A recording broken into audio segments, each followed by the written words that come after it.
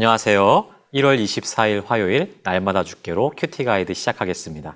오늘 본문은 사무엘하 11장 6절부터 13절까지의 말씀입니다.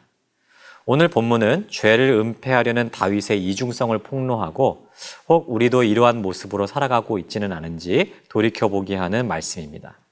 관찰 질문 1번입니다. 다윗은 자신의 범죄를 가리기 위해 어떤 음모를 꾸밉니까? 6절을 보시면 다윗은 전쟁터에 있는 요압에게 기별을 하여서 우리야를 자신에게로 오게 합니다. 왜 이렇게 한 것일까요? 8절과 11절을 보시면 그 이유를 유추해 볼 수 있습니다. 우리야로 하여금 그의 아내와 잠자리를 갖게 하려는 것이었죠. 그렇게 하면 밧세바가 잉태한 아기를 우리야의 아이인 것처럼 둔갑시킬 수 있기 때문이었습니다. 다윗은 분명히 밧세바와 통간한 것이 하나님 앞에 죄인 것을 알고 있었습니다. 하지만 그는 마땅히 이 죄를 인식하고 하나님 앞에 회개하며 합당한 처벌을 받으려 하지 않았습니다. 오히려 자신의 죄를 은폐하기 위해서 수단과 방법을 가리지 않는 그런 마음만 가지고 있었죠. 이러한 흉악한 마음을 가지고 있는 다윗이었지만 겉으로는 마치 우리야를 위하는 것처럼 그렇게 대하는 모습으로 서 있는 것을 볼 수 있습니다. 관찰 질문 2번입니다. 다윗의 이중성은 무엇입니까? 우리야를 불러들인 다윗은 암몬과의 전쟁 상황에 대한 소식을 묻습니다. 특별히 7절의 이 원어를 살펴보면요. 평안을 뜻하는 단어, 즉 샬롬이라는 표현을 무려 3번이나 사용하고 있어요.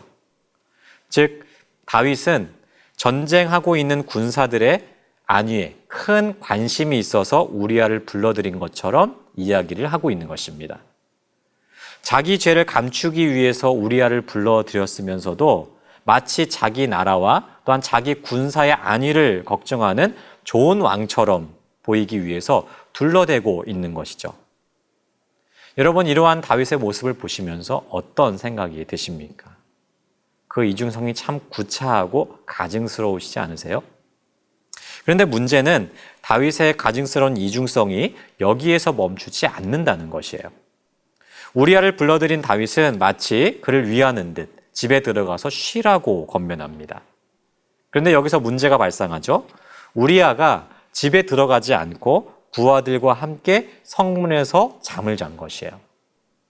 우리야는 매우 충직한 신하였습니다.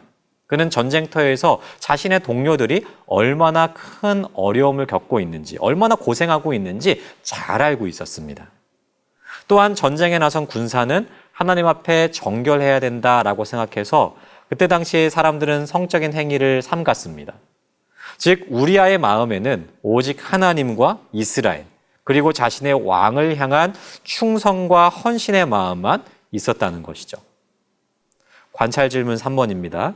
첫 번째 계획이 무산되자 두 번째로 어떤 계획을 시도합니까?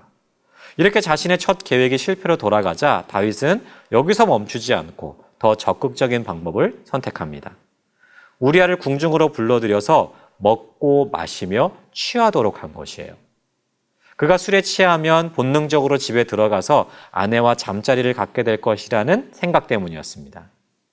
그러나 여전히 우리야는 취한 중에서도 집에 돌아가지 않고 부하들과 함께하죠. 이렇게 다윗과 우리야는 다른 사람이었습니다. 다윗은 자기 죄를 은폐하기 위해서 혈안이 되어 있었고 충성스러운 부하를 이용하려는 사람이었지만 우리야는 변함없이 하나님과 또한 그 나라에 충성스러운 사람이었습니다. 다윗이 우리야의 이러한 충성스러운 모습을 보면서 깨닫는 게 있어야 하지 않았을까요? 저는 우리야의 이 충성스러운 모습이 곧 하나님께서 다윗에게 준 마지막 경고였다라고 생각합니다. 자신의 가증스러운 모습을 우리야를 통해서 다시 한번 확인하고 회개하기를 원하셨을 거예요. 하지만 다윗은 우리야의 모습을 보고서도 마음을 돌이키지 않았습니다. 그에게 중요한 것은 자기 죄를 감추고 사람에게 그 죄를 들키지 않는 것. 그래서 왕이라는 자신의 체면과 위치를 지키는 것만이 중요했습니다. 하지만 여러분, 죄라는 것이 사람에게는 감출 수 있을지 모르지만 하나님 앞에서도 감출 수 있을까요? 하나님은 모르시는 것이 없으신 분이십니다. 우리가 아무리 음지에서 몰래 죄를 짓는다 하더라도 다 아시는 분이시죠.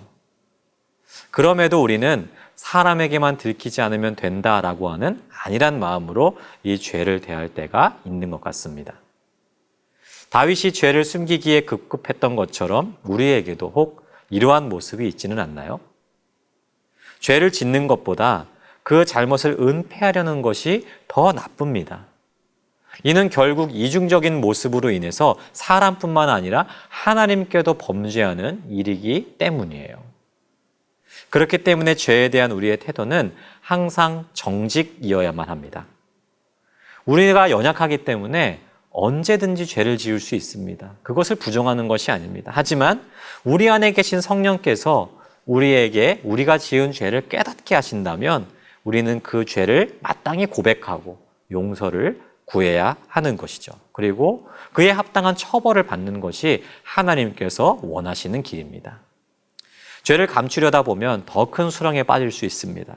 그러니 모면하려 들지 말고 정직하게 하나님 앞에 나아가서 도움과 용서를 구하고 더불어 같은 죄를 더 짓지 않도록 애쓰고 노력함으로 죄와 날마다 쌓아감으로 더욱더 거룩을 이루어가는 저와 여러분 되시기를 간절히 소망합니다.